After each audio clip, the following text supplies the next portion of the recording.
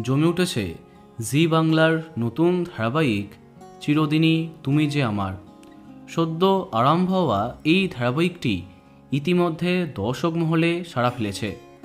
ধারাবাহিকে অপু এবং আর্যর বয়সের বিস্তর ফারাক দেখা যাচ্ছে। তার সাথে তাদের মধ্যে আর্থিক ব্যবধানটাও বেশ অনেকটা।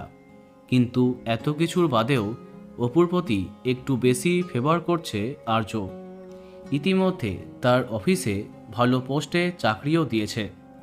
খোলা চোখে সব কিছু ভালোই লাগছে, তবে এর ভিতরে গড়ে উঠতে পারে সবচেয়ে বিরাট ষড়যন্ত্র।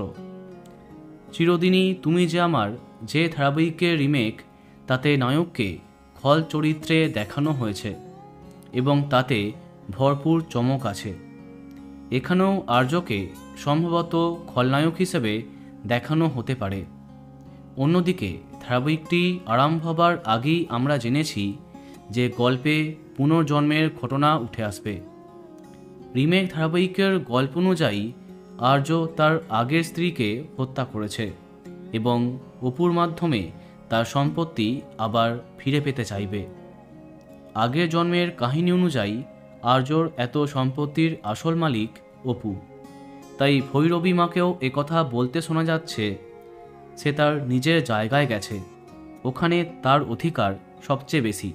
কিন্তু আমরা বরাবরই দেখেছি যে বাংলা ধারাবাহিক তার রিমেক ধারাবাহিককে হুবহু নকল করে না, বরং অনেক কিছু পরিবর্তন করে তার গল্পে।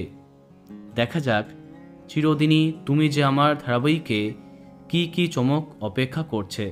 দেখা যাক কিভাবে সেজে ওঠে এর গল্প।